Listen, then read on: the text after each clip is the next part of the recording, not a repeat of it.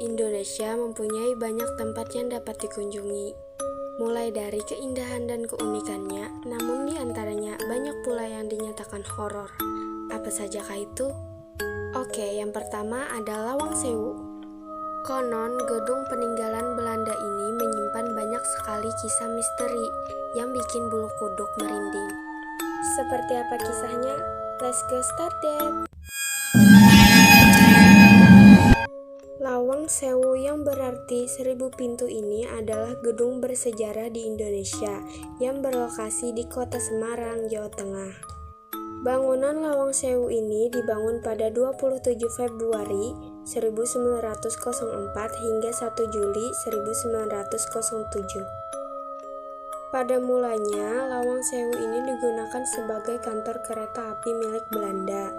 Setiap wilayah di gedung Lawang Sewu terdapat makhluk halus berbagai macam mulai dari kuntilanak, genderuwo, arwah tentara, hingga noni Belanda.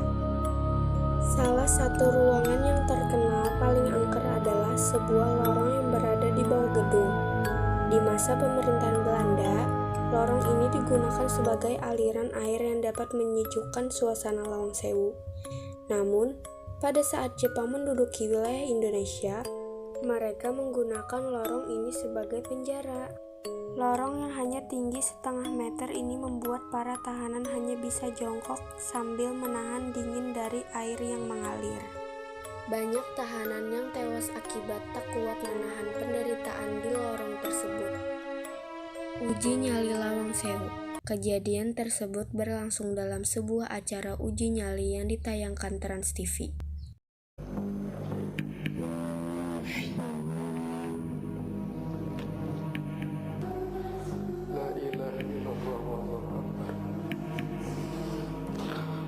Mas, tolong mas. Konon tak berselang lama setelah mengikuti uji nyali itu, sang peserta meninggal dunia. Tak ada yang memastikan apakah kematiannya itu berhubungan dengan uji nyali yang dilakukan di Lawang Sewu. Menurut kalian, komen di bawah.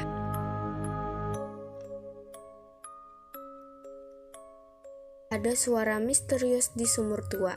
Di halaman gedung Lawang Sewu terdapat sebuah sumur tua yang setiap harinya tidak pernah dibuka karena selalu dikunci. Menurut kabar yang beredar, ketika di malam hari dan saat di suasana sepi, kalian bisa mendengar suara-suara jeritan dan kesakitan dari tentara Belanda. Sejarahnya, sumur tersebut dipakai oleh tentara Jepang saat menduduki Indonesia untuk membantai tentara Belanda. Kemunculan noni Belanda. Selain tentara Belanda dan Jepang, penampakan lain yang kerap muncul adalah noni Belanda. Konon, kemunculan noni Belanda sering dibarengi oleh jeritan misterius. Menurut kabar yang beredar, jeritan itu berasal dari noni Belanda yang takut ketika tentara Belanda, ketakutan ketika tentara Jepang membantai tentara Belanda secara kejam.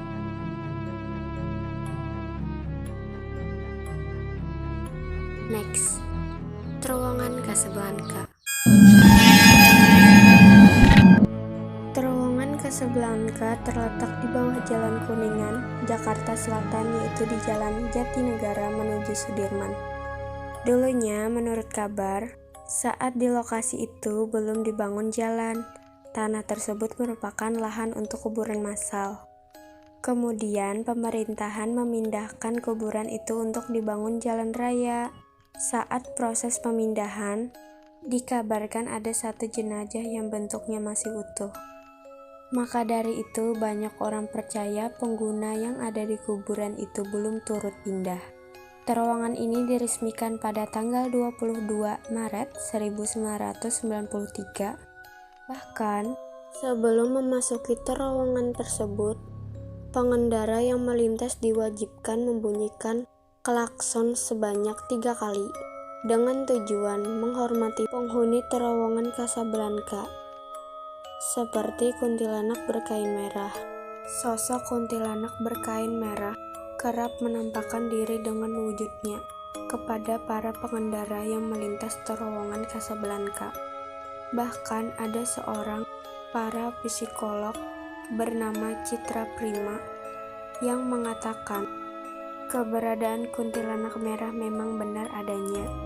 Namun, sosok kuntilanak itu tidak mendiami terowongan, melainkan di tanah pemakaman yang tak jauh dari terowongan, yaitu pemakaman umum TPU Menteng Pulu. Citra mendeskripsikan sosok kuntilanak merah yang ia lihat berpakaian merah, dengan mata yang berbentuk runcing, layaknya mata kucing dan taring yang jelas ketika menyerangkai. Selain cerita kuntilanak merah, cerita tentang sosok perempuan tua sering menampakkan diri di terowongan. Kira-kira sudah 4 abad lalu, sosok nenek itu masih berusia sangat balita dan mendapat perilaku tidak senonoh dari sejumlah pria. Tidak puas, beberapa orang menyeretnya dan memperkosanya di sebuah tempat. Setelah melakukan perbuatannya, para pelaku lantas membuangnya di tempat kosong yakini terowongan Casablanca. Tapi ini hanya usut demi usut ya guys, gak tahu sih bener apa enggak. Penampakan gantung diri terlilit spanduk di bibir terowongan. Korban bunuh diri ini kerap kali memunculkan wujudnya di terowongan dalam bentuk lelaki yang tak mengenai baju. Sosok ini pernah dilihat oleh salah satu drive ojek online bernama Dodit. Ia mengakui saat melintas di terowongan Casablanca, usai mengantar penumpang sampai melihat sosok laki-laki yang tidak memakai baju. Awalnya, ia mengira sosok tersebut adalah orang dengan gangguan jiwa. Kalau dihubungkan sih bisa jadi itu jelmaan sosok korban gantung diri yang sudah lama, ujar Pak Dodit. Oke, next. Rumah Gurita. Tempat yang satu ini selalu menjadi perdebatan netizen, baik di Indonesia maupun dunia. Mengenai tempat apa? Sebenarnya, sebuah bangunan yang memiliki patung gurita di sebuah atap rumah di daerah Jawa Barat ini, atau tepatnya di Bandung. Beberapa orang mengatakan rumah gurita ini adalah gereja iblis. Rumah ini dibangun pada tahun 1980-an dan sering ditinggalkan oleh pemiliknya yang lebih sering beraktivitas di Jakarta. Meskipun begitu, pemilik rumah ini masih sering mengunjungi rumah ketika hari besar dan hari libur. Alasan mengapa terdapat patung gurita raksasa di atas adalah karena sang pemilik menyukai ornamen bertema laut dan kecintaan terhadap seni. Alhasil dibangunlah sebuah patung gurita berwarna hitam yang terlihat realistis, kontras dengan cat rumahnya yang berwarna putih. Selain itu, pembuatan tentakel pada patung ini membutuhkan ketelitian tingkat tinggi. Patung ini merupakan tandon air yang dimana kepala gurita tersebut digunakan sebagai wadah untuk menampung air.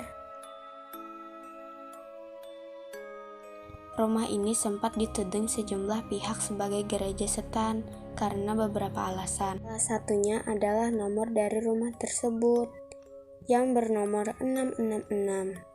Uniknya, sang pemilik pun memasang 3 angka 6 dengan pola yang berbeda. Beberapa rumor malah menyebutkan bahwa untuk bergabung dengan sekte sesat ini. Selain itu, banyak juga kabar yang beredar bahwa mereka yang melakukan pemujaan harus memakan tubuh bayi dari klinik aborsi dan meneguk darahnya. Namun, ternyata cerita-cerita di atas ini tidak memiliki kredibilitas sama sekali karena tidak pernah ada saksi mata yang melihatnya secara langsung ritual tersebut. Oke, next. Desa Trunyan.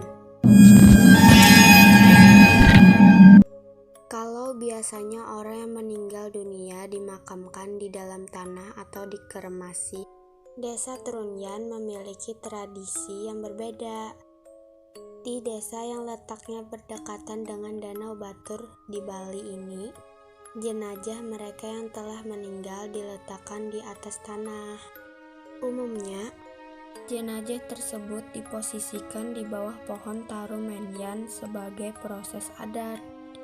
Meski diletakkan di atas tanah, jenazah ini tidak berbau busuk. Warga sekitar meyakini jika bau busuk tersebut diserap oleh pohon tarumenyan. Biasanya pemakanan selalu identik dengan peti atau kain kafan. Tapi tidak begitu di Trunyan. Mayat hanya diletakkan begitu saja di atas tanah. Bukan sembarangan tanah. Warga Trunyan meletakkan mayat di bawah sebuah pohon yang sudah bertahun-tahun tumbuh di sana. Kerabat dari orang-orang mati cukup menyiapkan bambu sebagai pagar di samping makamnya. Nampak sederhana, tidak seperti pemakaman di tempat lain. Selain dipagari dengan bambu ukuran 1 meteran, juga ada sesajian yang diletakkan persis di dekat area makam. Kendati dibiarkan terbuka tanpa tertimbun tanah.